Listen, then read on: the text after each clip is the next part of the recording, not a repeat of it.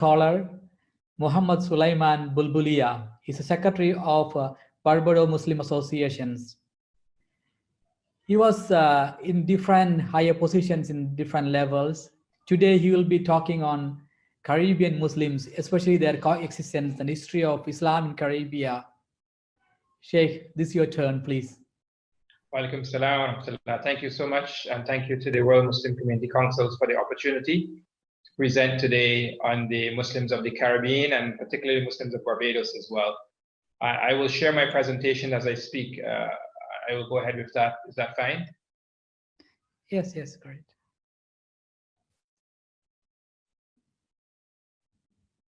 So the Muslims of the Caribbean, as you know, the Caribbean is one of the most beautiful places in the world. It has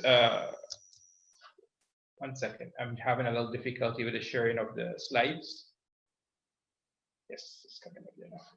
So the Caribbean is one of the most beautiful places in the world, and we have many visitors who come from all over the world to visit the shores of the Caribbean, and it is part of the world where there are many islands, and it forms an archipelago of. Okay, so I'm having some challenges with my yes, so they're coming up. So that's the beauty of the Caribbean, as you see, and that's the island of Barbados. And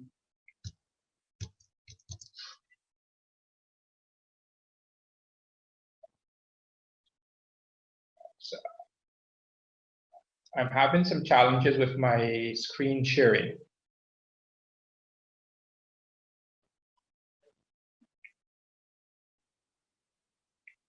All right, so let's can we start? Are we recording, right? Yes, yes, it's going on. Let us have without this sharing, Yeah, we may have to do it without the sharing because it is some challenges that I'm having here. So the Caribbean is made up of a number of islands, and it stretches from it's a 2,400 kilometer archipelago called the Antilles, stretching from Cuba in the north to Trinidad in the south. These are the islands, and as you see in the map, it's from the south of America to this northern tip of the Southern American continent. The presentation of the Caribbean, my presentation covers 32 countries in this geographical region. And this is included Guyana, French Guyana, and Suriname, which is found in South America, and Belize in Central America, and Bermuda in North America. These countries, although they are not islands, but they are associated with the Caribbean due to religious, language, historical considerations, and other cultural and ethnic markups. Makings. The total population of this region is around 43 million people in all, and the Muslim population of this region is approximately 500,000 Muslims, and there are approximately about 400 masajid or mosques here in this part of the world, in the Caribbean. As I was mentioning, it is one of the most beautiful areas in the world, and many people come from all over the world to visit the Caribbean. And it is on the bucket list of many people to visit because of the natural beauty, because of the weather year-round. It is warm, because of the beautiful beaches, as you saw in one of my photographs there. People come, and it's a friendly environment for people, for tourists, and so we recognize this importance of this, and people have been coming for many, many years. Muslims in this part of the world have been here for many centuries, and unfortunately a lot of that history is not known, and it's now being revealed as more and more Muslims come to this part of the world as part of halal tourism. The history of the Caribbean, and to most people in the world, they tell you that the history of the Caribbean began really with Christopher Columbus, but this is actually not true. Yes, Christopher Columbus came in 1492, and he came as a European conqueror to this part of the world. He actually stumbled apart on this part of the world. As you know, the history tells us that he was looking for a route towards the east, and he was sailing west to find that route towards the east, but he stumbled, and they said he stumbled upon the Caribbean. And so that's what the history that we are told. The reality is that the history of this part of the world, and especially Islam and Muslims, stretches back over 1,000 years and predating European contact by over 6 centuries. And this is historians now are bringing out this, and one of the historians that is doing a lot of work in this regard is Dr. Abdullah Hakim Quick. His book is called Deeper Roots. And he has proven through evidence leading to the presence of Muslims in the Asian Americas and their sculptures, oral traditions, reports, and so on. So he has done some work in this. His book is Deeper Roots. And he has proven that there were Muslims coming, interacting with this part of the world, the Caribbean, long before Columbus. And these Muslims were from Africa, from Northern Africa, Western Africa, traveling in ships and sailing across the Atlantic into the Caribbean region and into the Americas. And this is an important history that needs to be told and needs to be reinforced. And here in Barbados, we had a unique situation about 50 years ago, where a Norwegian explorer by the name of Tar Heyerdahl, he set out to prove that the Africans were sailing from Africa to the Caribbean long before the Europeans, and they were sailing in vessels or ships or boats that was very rudimentary, very simple. And he proved in 1970 by building a papyrus boat and sailing from Morocco to Barbados, a journey of about 53 days it took him on this papyrus boat, and he proved that it could work. And he did sail with a crew in a papyrus boat made of grass and so on, and he proved that there was this ability to sail between Africa and the Caribbean. So we do know that it is proven, and we do know that there are evidence that Muslims were in this part of the world from Africa before Columbus.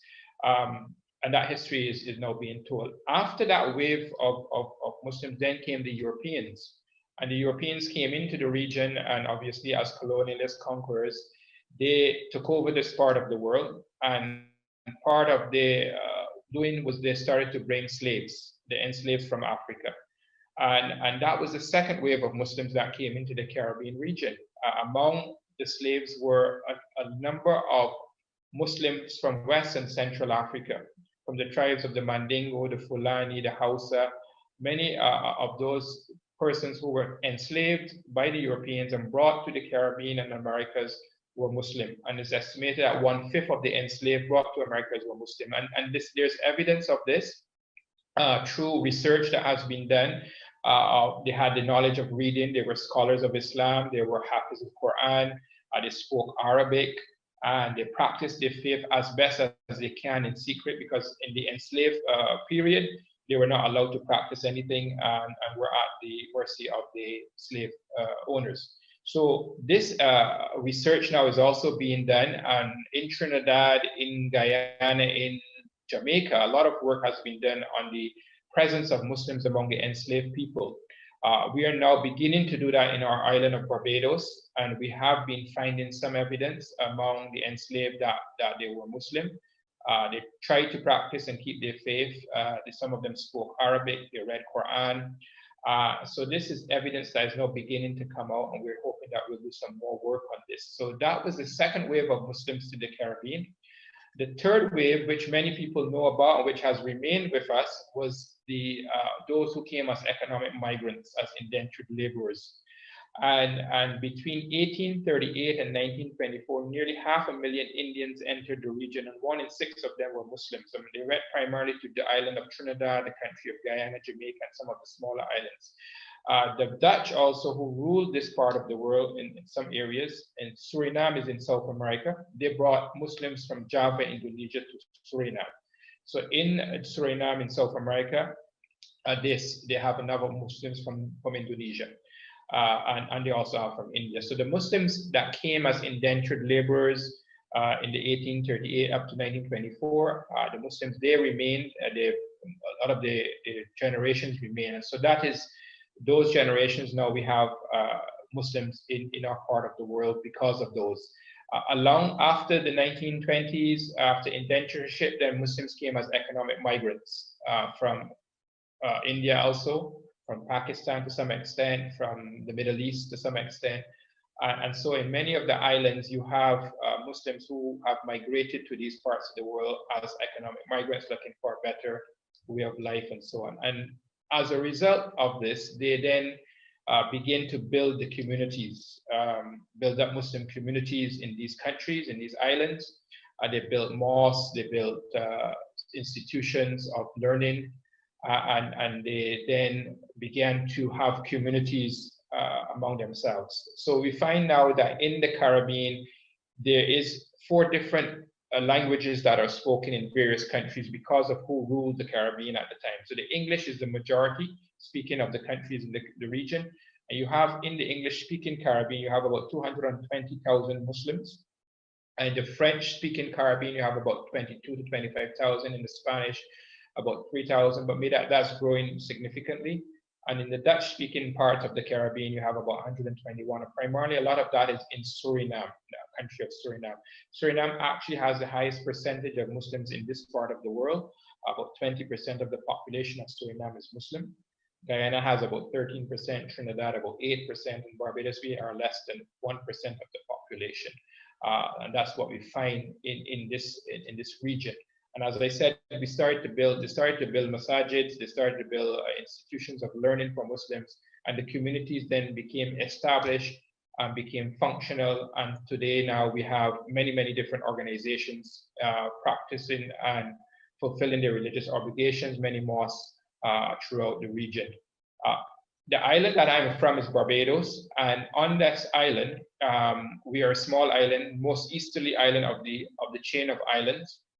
And we have had Muslims here since around 1910. The first known Muslim was Bengali. Before that, as I said, we have some evidence of Muslims among the slave population. Barbados actually means the bearded ones. It's a Portuguese word meaning the bearded ones. And there is some historians who say that the Portuguese, who were the first Europeans to land on the island before the English, they named Barbados the bearded ones because they found bearded people here. Some people say, well, it's bearded plants, and some people say it's bearded people. We don't know which one is correct, but if they did find bearded people, you never know. Maybe there were Muslims here before living on the island. So that's a possibility, but Barbados means the bearded ones. The Bengali that came in 1910, and then following him was many different East Indians who started to come and migrate to the country. And we have approximately 90% of the Muslim population of Barbados is Gujarati, and we are about 3,000 in number. As I said, about 1% of the population of Barbados is Muslim. We now have Muslims that come from other Caribbean countries to migrate here. We have a number of Barbadians who are becoming Muslim as well, Afro-Barbadians, because majority of the population of Barbados is of African descent because of the enslaved period. We have a number of organizations that cater to the Muslim community in Barbados, and we have 5 masajid on the island. And the first masjid was actually built in 1951, and the second one was in 1957. So we have had a masjid in our capital city for over 60 years now. So it's a presence have been here. It's been a solid presence. We have 4 musallas, we have Islamic primary and secondary school, we have several madaris, and we actually have over 100 Hafiz al-Quran on the island, which is a big number for our small population. So alhamdulillah, we've kept up the practice of memorizing the Quran, and many of our families would have memorizes Hafiz al-Quran in their families. We have a sisters organization which looks after the sisters and ladies. We have burial sections in the public and private cemeteries for the Muslim community. And we have a national zakat fund. So we collect our zakat locally, and then we give out to those in need on the island. There are many things that we have done as Muslims in the Caribbean and in Barbados to build not only awareness, but to build a life of coexistence among our communities. Because we are a minority community in the region, we recognize that we need to build those bridges among our faiths, among the different faiths on the country, in the island, among people. And I think that the Caribbean is an example for the world of a place of true coexistence among Muslims and people of other faiths, people of other cultures, people of other beliefs and understanding. And we have managed to do so over the years in a very harmonious way. The Caribbean people are very friendly, open, welcoming people, and we have had no major issues among ourselves in this part of the world. And we practice our faith in freedom, and we fulfill our obligations, and we are given every right to do so. And we have also built up our dialogue and are working with the community. So in the pictures that you're seeing here, you're seeing, for example, we've had the Christian faith came to visit the mosque some years ago, and all the leaders of the Christian community came to the mosque, the masjid in this capital city, and we had a meeting there. And this was part of a whole getting to know each other and dialoguing. And you have Muslims speaking with the Christian leadership, and we are speaking together and having an understanding of developing our country, Barbados. We also have a young lady, Muslim lady, who was recognized from Barbados by the Queen of England for her outstanding efforts in building up the community. We have also been recognizing the country on national events like Independence and other events. Locally, we will participate. So the Muslim community in Barbados and the Caribbean have been very working together with the rest of the community to build the community, develop the country. And this has been a very positive step, and it has borne fruit in many different ways. And one of the areas that it has borne fruit is we have now in Guyana, the country of Guyana, which in South America, just a few months ago, the president who was elected by the people is a Muslim. So we have the president of Guyana, the first country in the Western Hemisphere to have a Muslim leader. And he is Muhammad Irfan Ali. And he has come up through the ranks in Guyana, through the masjids and the Muslim institutions. And he is now president of Guyana. We have had in the past in other countries like Trinidad and so on, ministers of government. We've had a president in Trinidad as well at one time. It's a ceremonial position who was Muslim. And so this, we see Muslims part and parcel of the communities in which we live in, contributing to the development of the country. In the picture in the middle, you have the Prime Minister of Barbados, Mia Amot-Mawley. She was present at a book launch in January this year, where our brother Sabir Nakuda, he wrote the book Muslims of the Caribbean, and he launched his book here in Barbados at the university. And the Prime Minister came to the launch, and she spoke at the launch, and she spoke very highly of the need for Muslims to tell their stories in this part of the world. And she commended the author and the community for presenting this type of work and literature to the rest of the community. You see the masjids, the pictures of the masjids in the various, this one is in Guyana, one is in Barbados.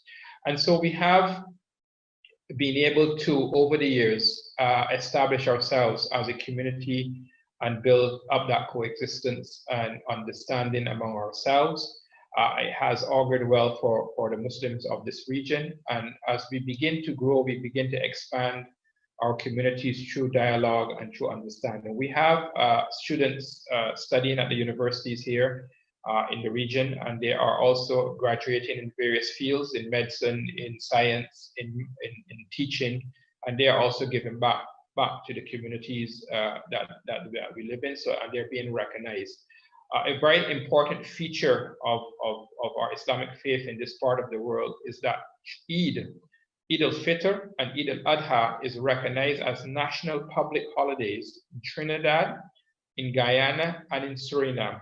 Because, and even though the populations in these countries of Muslims are 10% or a little more, the government saw it necessary to recognize the Eid as national public holidays. So in Trinidad for Eid al-Fitr, you will have a national public holiday and everything will be closed for the Eid. In Guyana, they have chosen Eid al-Adha. So they have a national public holiday for Eid al-Adha, and in Suriname, they also, I think, have both holidays recognized as national public holidays. So this is very important features of the Muslims of the region, what they have been able to achieve, having national public holidays, having recognition, having those in political leadership, and has benefited to a great extent the Muslim communities and the building of our mosques and so on. We also have established good relations with in interfaith dialogue. We have a Christian religious seminary here in Barbados, which is a very old seminary for Christians, but we have a relationship with them, and they're now introducing interfaith dialogue into their syllabus. And we had an Abrahamic faith conference in Barbados about a year ago, where the three major Abrahamic faiths of Islam, Christianity, and Judaism came together. We were part and parcel of this dialogue and conferencing, and out of that came many very good resolutions to work together towards a peaceful and coexistent society. The other area that we are also now focusing on is halal tourism. As I mentioned in the beginning of my presentation, the Caribbean is one of the most beautiful parts of the world. And unfortunately, a lot of Muslim tourists, they travel to the Middle East or to the Far East for halal tourism. But we recognize that the Caribbean can offer this and should offer it. And so a lot of Muslim tourists do not know about the Caribbean having Muslims and its long history and the fact that we are here and we live peacefully. So we want to open up the region for halal tourism. And we're working with our governments and our tourism agencies to start looking at having tourism, because tourism is one of the key economic drivers for this part of the world. And if we can help the countries and the islands to build a tourism product, hopefully post-COVID, because COVID now has hampered a lot of the tourism. So going forward after COVID, this can be one of the areas of economic blessings for our region. That is my presentation, and I will welcome any questions if there is anything that we can expand on, inshallah.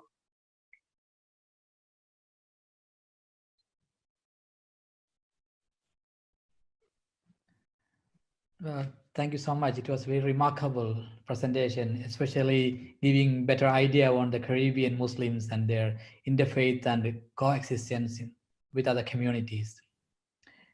Could you please reduce this screen, your presentation on the screen? Great. It was great to know about this early presence of Islam in the area, especially pre-Columbian. This is there in America also, a lot of discussions, this is a new phase of history. Could you explain more on that, how it is acted by the general historians and how the Muslim is looking to that? Sure. What has happened over the years is that a number of historians, because of the European slant or bias, would have told us and written about Columbus and the Europeans coming to this part of the world. And they actually indicated that they discovered, the word discovered was used. But a lot of more modern historians, those and especially those with the knowledge of African history and world history, have sought to say, no, Columbus did not discover this part of the world. Actually, there were people living here, so you can't discover something where people already exist. So you found that they started in the last 20, 30 years to uncover a lot of the history where Africans were traveling and ancient Egyptians were traveling to the region. And they were also here people of the indigenous people of indigenous Indian tribes and so on in this part of the world living. And so you found that they found evidence of Africans traveling to this part. And Muslim historians now are extracting this history from the history found in universities like Timbuktu and so on, where there are manuscripts and people have written about this history. And they're extracting this history now and giving it to us in the Western world. Dr. Abdul Hakim Quick is one of the foremost historians in this regard. His book is Deeper Roots. He spent some time with us in Barbados earlier in the year, and he indicated that there's a lot more history there that needs to be extracted. One of the work that he did was on the predecessor to Mansa Musa. So we're familiar with Mansa Musa, ruled the Malian Empire, one of the richest men in the world, still considered the most rich man in the entire world. But his predecessor, Abu Bakr, who was the leader at the time, it is written in history that he left with 2,000 ships and sailed across the Atlantic from the west coast of Africa and never came back. And so that's how Mansa Musa came to become leader of the Malian Empire. But there's evidence of reaching the Caribbean and the Americas, of these 2,000 ships or this delegation or this expedition reaching, and evidence of interaction with the people of this part of the world. And so this history is coming out. Ivan van Sertima, one of the historians, he wrote the book, They Came Before Columbus. And there's a lot of history in there as well. So yes, it is very interesting. Thank you so much. It's great to know that. And also, I heard you just explained that there were 3 layers of migration to there. The first Yes. and second and third. The third, I found more indentured laborers. They came over there. So, could you explain how they together living? Because the 3 type of people migrated to there, how they are coexistence. How the strength. Yes. So what happened was after the enslaved period, after emancipation, many of the former enslaved people did not go back to work on the plantations and so on. And so the colonialists, the European, especially the British, but also the Dutch, they decided that they wanted workers to come in. So they went to the other part of the empire, that's India and that part of the world, and they signed contracts with people. Unfortunately, the contracts were not very good, so it was it was close to slavery. But these thousands of Indians came to this part of the world to work on plantations for a period of time, and then after that period, they would be free to do whatever they want. And so many of them came over, and a lot of them, as I mentioned, were Muslim, but also Hindus also came over with them from India. So in coming to this part of the world, in the very early years, it was extremely difficult. Obviously, it was a different part of the world. They were interacting with people of different cultures and languages. So it was extremely difficult. Many of the Muslims tried to keep their faith, and they did do that in a good way. So we have now been able to benefit from their keeping their faith. Many of them also lost their faith as well because they became anglicized and so on. But yes, it was difficult in the beginning, but by being strong and firm, they kept it. And they were from outstanding Muslims that came, some scholars of Islam who came and was able to keep the people on their faith through different cultural practices, keep up Ramadan, keep up the Eid, try to pray, so on. So yes, it was difficult, but they grew in their faith in the years to come. Thank you. And I also found that there were people from Mali Empire. They migrated earlier to American USA, the current places, especially the Cherokees. They had a tradition of matrilineal and matrifocal cultures. Could you see any traces of those kind of women-centric culture over there? Yes, there is some of that in some of the islands. It is said that when the Europeans came to Barbados, there were no Amerindian tribes living here fully, but we have had evidence of that in some of the other islands. So in St. Vincent, one of the small islands close to us, there is a group of people called the Garifuna people, and they're actually called the Black Caribs. So the Caribs is one of the names of one of the indigenous tribes. And it is shown in history that this tribe seemed to have interacted with the Africans coming, and it's possible the Malian people, because some of the words that they use are words that are found in the Malayan language, like some Arabic words and so on. So there is some evidence there that some of these tribes would have interacted, intermarried, and have some of that culture coming forward. And so that now needs to be looked into. And we are looking into that now. We're hoping that our students of history will begin to bring that out some more. Thank you so much. We also like to know more about your association, because you are heading as a secretary of the Bermuda Muslim Association. Yes. Please explain your area of work and concentration. Sure. So in Barbados, we have, as I mentioned, a number of masajid. And so the masajid has got together to have an umbrella body called the Barbados Muslim Association, which looks after not the internal affairs of the masjids, but more the external events. So any issues relating to Muslims on the island, we deal with those issues. So we worked with the government, we work with interfaith people, and we work to deal with any issues or anything to work with Muslims as a whole. We do charitable events as well. We give back to the community on behalf of the Muslims. During this COVID time, we have done a lot of work in terms of charitable endeavors, food distribution. And so we have been recognized by government for our efforts. And we, inshallah, have been building on that through our association.